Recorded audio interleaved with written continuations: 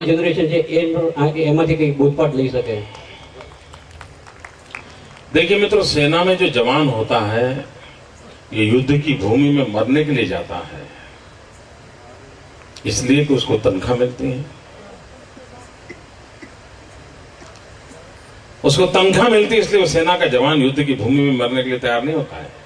वो मरने के लिए इसलिए तैयार होता है, इस मिट्टी को प्यार करता है। अगर आप अपने जीवन में किसी चीज को प्यार करो, मैं आपको एक उदाहरण देना चाहता हूं। तो आमतौर पर महिलाओं का स्वभाव कैसा होता है, मैं गलती करूं तो सब माताएं मुझे क्षमा करें क्योंकि मेरा नाता थोड़ा कम है, लेकिन असेसमेंट मेरा गलत हो जाए तो मुझे क्षमा करें। लेकिन आमतौर पर महिलाएं क्या करती हैं, घर में अगर वो खाना पका रही हैं, अपनी चपाती बना रही हैं और चाहती हैं कि अपने पति देव को गोल मोल बराबर फुली हुई अच्छी चपाती दे।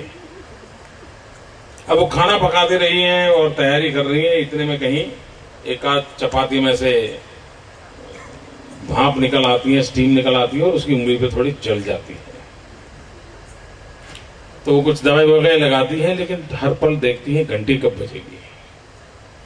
वो इंतजार करती हैं कि पतिदेव आए और ये चाहती हैं कि पतिदेव मेरी उंगली में जो जलिया हूं, जो जलन हो रही है, इसको वो फील करें। और वो भी चाहती हैं कि बच्चे देखते ना हो तो उस पर फूंक भी लगा दे। चाहती है ना।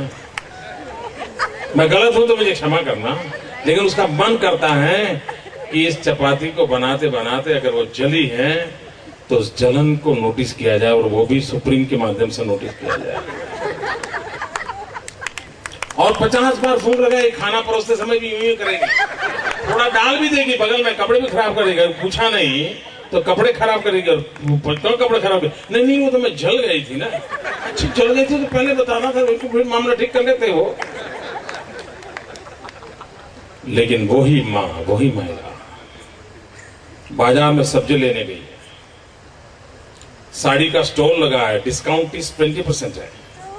क्या होगा, सब्जी बाजू में और साड़ी की दुकान में जाएगी, और साड़ी की दुकान में बढ़िया बढ़िया साड़ी है, 20% डिस्काउंट है। उसका मन करता है ये लूं वो लूं ये लूं वो लूं, और इतने में खबर आती है कि फलाने मोहल्ले में आग लगी है।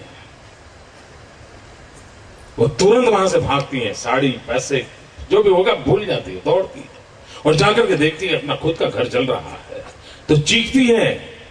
बड़े बड़े तंदुरुस्त लोग, बड़े बहादुर लोग मकान को आग बुझाने के लिए वो पानी डाल रहा है, कोई ये डाल रहा है, और ये जाकर के चीखती है, अरे मेरा बेटा अंदर रह गया है, मेरा बेटा अंदर है।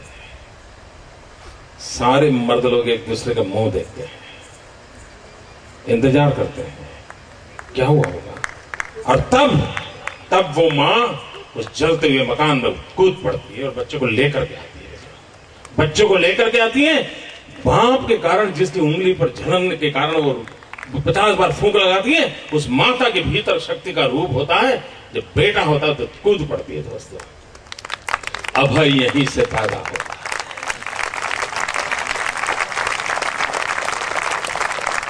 निर्भय यहीं से पैदा होता है। मुझे स्मरण है, मैं 1992 में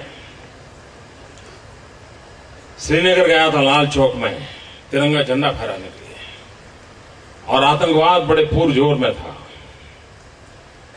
और आतंकवादी हिंदुस्तान के तिरंगे झंडे को जमीन पर रौंदते थे, उसको जलाते थे, उसको अपमानित करते थे। तिरंगे झंडे से अपनी कार साफ कर रहे हैं, जूते साफ कर रहे हैं, और कैमरा के सामने सब करते थे। ये दृश्य मेरे दिल में आग पैदा करता था। तो हमने एक यात्रा निकाली थी कन्याकुमारी से, तिरंगा झंडा लेकर के चल पड़े थे हम, और तय किया था कि हम श्रीनगर के लाल चौक में जाकर के तिरंगे का झंडा फहराएंगे। मित्र, आतंकवादियों की इस जगह पे जाके तिरंगा झंडा फहराने का सोचना क्या लगता है। मित्रों, हम निकले तो श्रीनगर के अंदर आतंकवादियों ने पोस्टर्स लगाए थे, दीवारों पर लिखा था कि हम देखते हैं कि किसने अपनी मां का दूध पिया है, कि जो श्रीनगर के लाल चौक में झंडा फहरा करके वापस जाए। जब मैं अपनी यात्रा कन्याकुमारी से लेकर के चलते चलते हैदराबाद पहुंचा तो मुझे वहां से वो पोस्टर वगैरह के फोटो ये सब मेरे पास आया, और मैंने हैदराबाद से अपनी स्पीच बदल दी। मैंने अपने भाषण का रंग रूप बदल गया, मेरा भीतर से आवाज उठने लगी।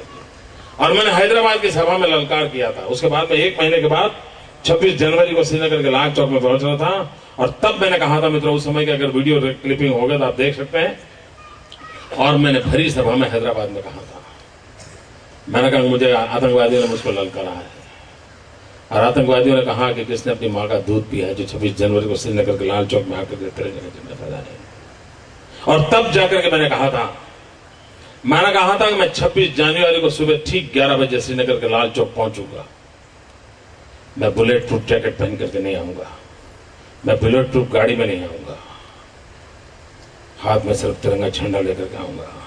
और फैसला 26 जनवरी को श्रीनगर के लाल चौक में होगा, किसने अपनी मां का दूध पिया।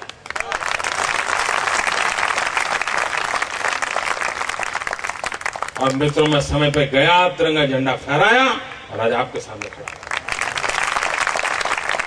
ये मैं आतंकवादियों से आज नहीं लड़ रहा हूं मित्रों, बड़े लंबे अरसे लड़ रहा हूं।